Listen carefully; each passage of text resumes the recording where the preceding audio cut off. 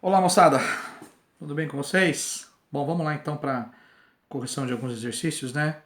Que eu falei no final da aula teórica, eu pedi para vocês lerem os exercícios, tentarem resolver os exercícios da apostila de classe, sala de aula, né? E os exercícios também do caderno de exercício de vocês. Então a gente vai comentar, lógico, gente, muito rapidamente. Eu já estou pressupondo que vocês já leram todos os textos. Então eu não vou ficar lendo o texto aqui, senão a gente não vai.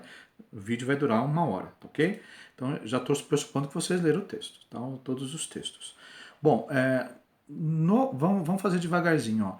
Na apostila de classe, então vamos lá para a apostila de classe na página 59, ok? Então vamos resolver todos os exercícios da apostila de classe primeiro. Vocês perceberam que todos esses exercícios referem-se ao livro Primo Basílio, que é aquela videoaula que a gente teve para vocês. E é bacana essa parte do livro, porque vocês vão estar em contato, né, um pouco do texto do Primo Basílio.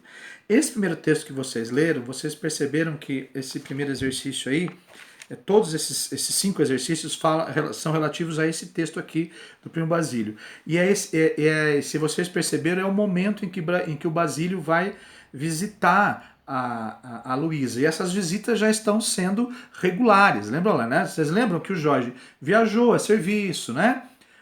O Basílio chegou da França, né? Aí deu toda aquela história que o Basílio e a Luísa já tinham tido um romance na juventude, né? Na adolescência. Deu certo então que o Basílio vá visitar a Luísa e o Basílio, sacana do jeito que é, né? Um Dom Juan às avessas aí, né? Um Dom Juan de quinta categoria, ele vai conquistar a Luísa e vai fazer com que a Luísa traia o Jorge, né? E essas visitas se tornam regulares, gente. E essas visitas se tornam regulares, os vizinhos começam a falar, né? As empregadas, tanto a Juliana quanto a Joana é uma outra empregada que tem na casa também, começam a falar, né? E é essa hora em que o Basílio, toque, toque, toque, bate na casa da Luísa para uma outra visita, né? E aí vocês leram o texto e viram que a Juliana é até irônica, né? A Juliana não sabe de nada ainda, né? Ela não, nesse momento a Juliana não tem nem noção de que os dois estão tendo um caso, né? Tá? Então vai saber só depois, tá ok? Então a Juliana só começa a reparar, nossa, esse primo vem regularmente aqui na ausência do marido? Meu Deus, que primo é esse, né? Tudo tá em família. Não sei se mais ou menos reiterou aí. O primeiro exercício, gente, fala exatamente disso, né? Fala exatamente do quê? É do tipo de discurso que nós temos nessa relação. Vocês lembram quais são os tipos de discursos que existem, gente? Existe o chamado discurso direto, que é o personagem falando diretamente, né? Existe o chamado discurso indireto, que é o narrador falando, né? E existe o discurso direto e indireto, que mistura as vozes, né? Do narrador com o personagem. Que é exatamente essa primeira questão. Essa primeira questão está querendo nos mostrar que existem algumas falas aqui em que a linguagem junta, no texto está junto, o texto tanto do personagem quanto do narrador. Então, quando se junta a voz do narrador com a voz do personagem, nós temos lá o que a gente chama de discurso indireto livre, ok? Discurso indireto livre, que é a resposta exatamente à alternativa B de bola desse primeiro, ó, da personagem Juliana, sendo que sua voz mescla-se à voz do narrador. Olha essa parte, olha só, no primeiro exercício. Ora, a Deus era o primo. E o ferro estava pronto. Dá para perceber que ao mesmo tempo a Juliana está falando, ao mesmo tempo o narrador está falando, é uma mistura, uma mescla que a gente não consegue diferenciar quem está falando aí, ok? Que é o discurso indireto livre, então ficamos com a alternativa B de bola da personagem Juliana, sendo que sua voz mescla-se à voz do narrador. O segundo exercício, gente, fala a leitura do antepenúltimo parágrafo. Vamos ler o antepenúltimo parágrafo? Olha só. É o primo, refletia ela.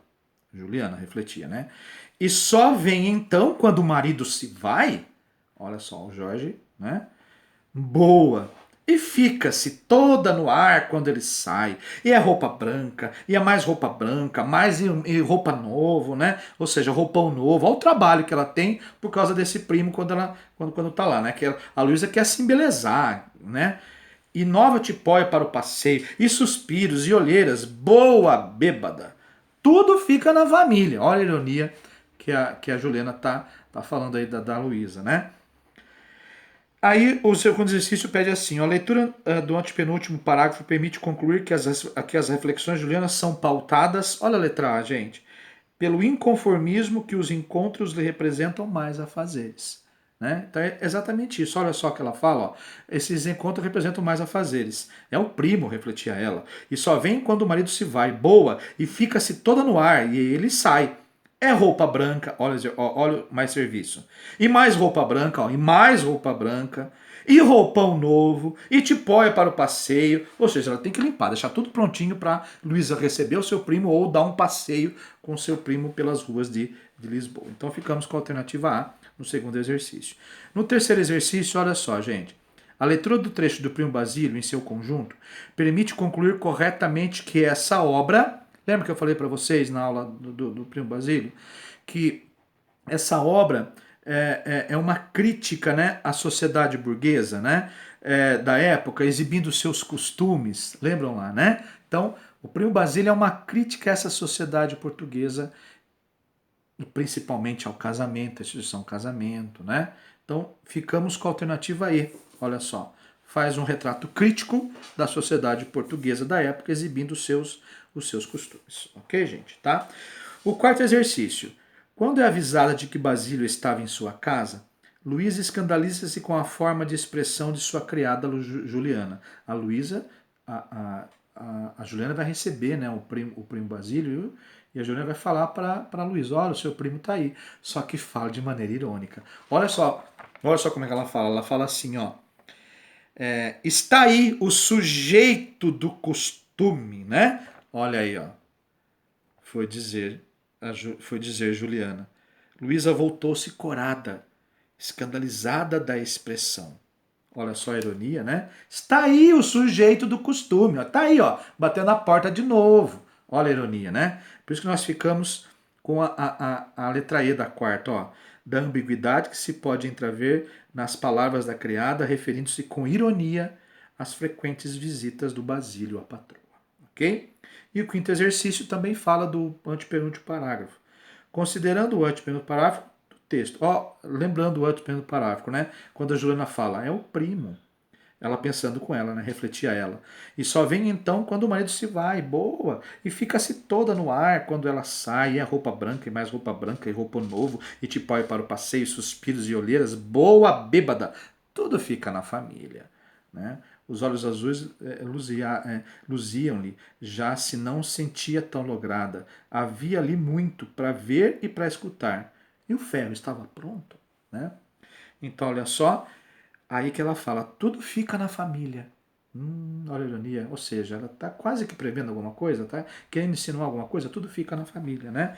Então ela está querendo já insinuar o quê? O que vai acontecer realmente, que é o triângulo amoroso entre o Basílio e a, a Juliana, né? E o Jorge vai saber isso só depois, lá no final do livro, quando lembra que eu falei quando o Jorge recebe uma carta, não o Jorge, né? A Luísa recebe uma carta de Basílio lá da França, e quem intercepta essa carta é o Jorge já sabe, aí fica sabendo de tudo o que aconteceu, né?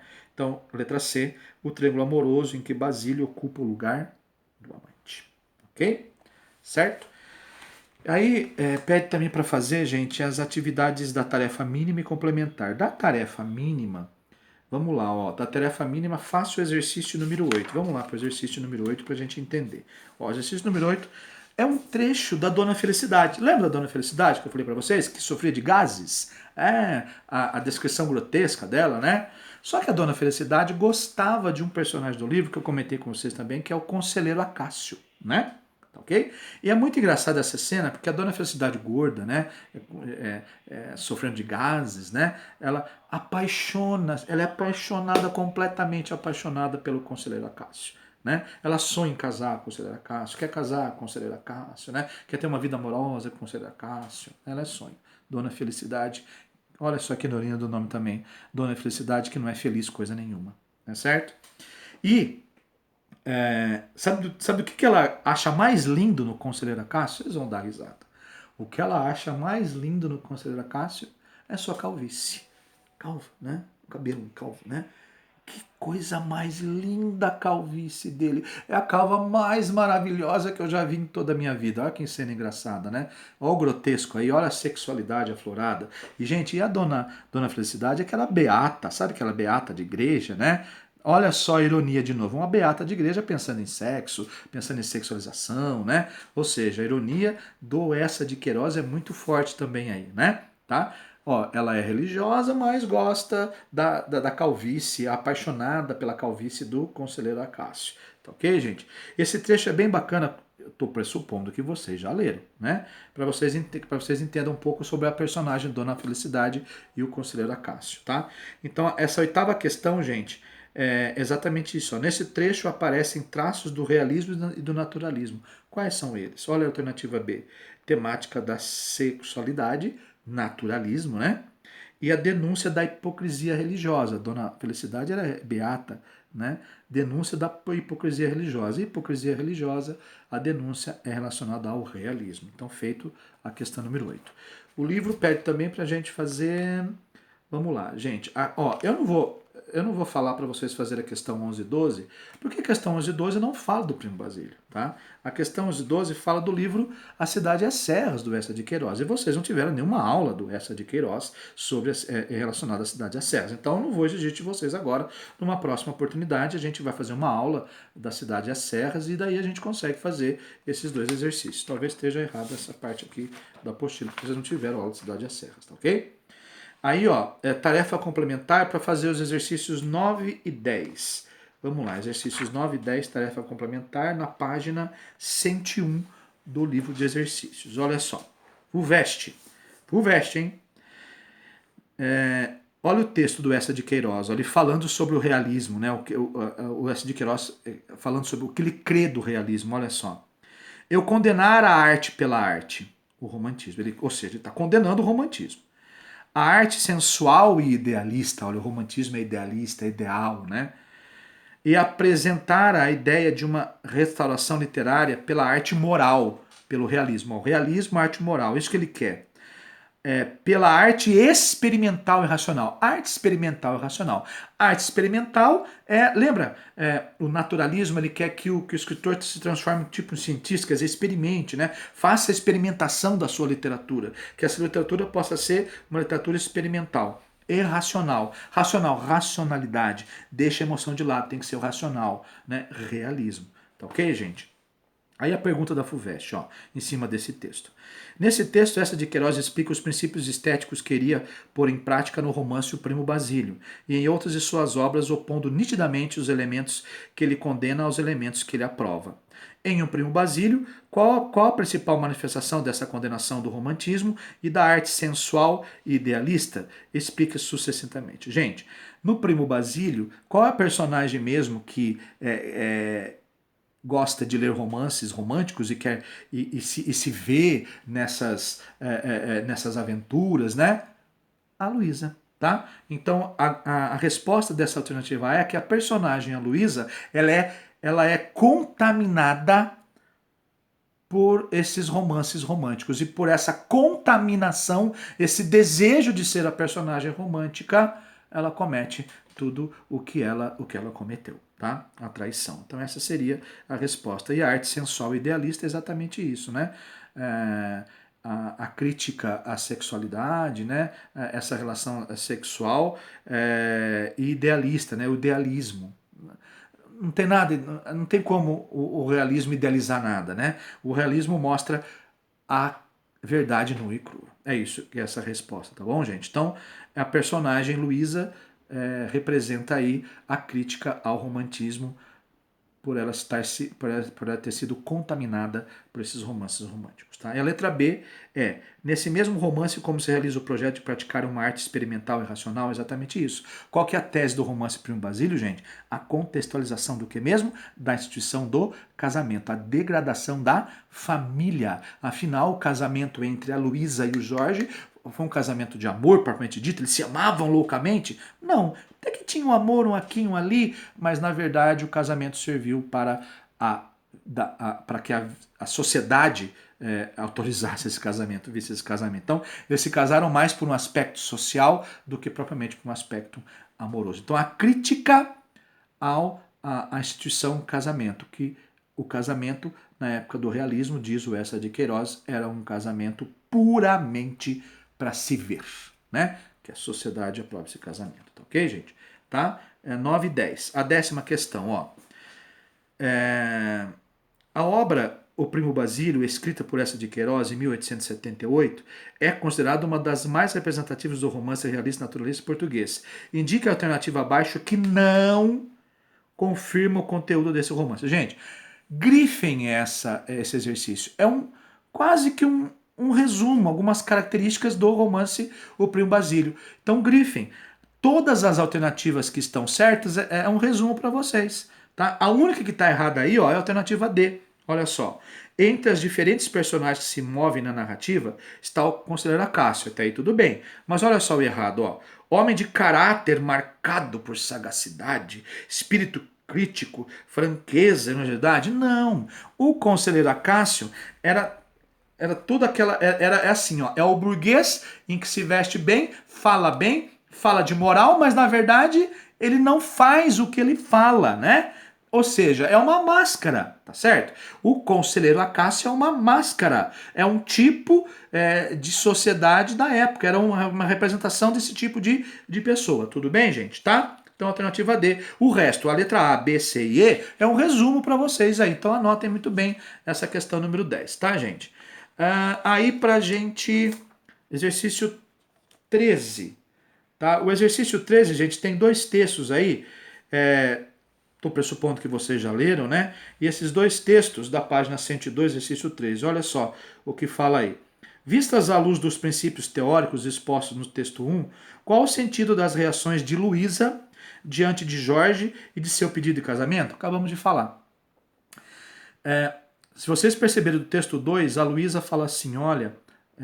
o Jorge fala, nossa, eu gosto... o Jorge vai descrever a Luísa fisicamente. O Jorge vai achar linda a Luísa fisicamente. Mas o interior dela não vale, né? No interior dela não vale. E a Luísa falou o quê? Nossa, o Jorge é engenheiro. Nossa, uma boa pessoa. Vai ser um bom casamento. Né? Nada de amor aí. Então, seja, qual que é a resposta correta disso? O casamento está sendo visto apenas como uma instituição para agradar aos olhos da sociedade, né? Então, a instituição casamento está falida. Falida, né?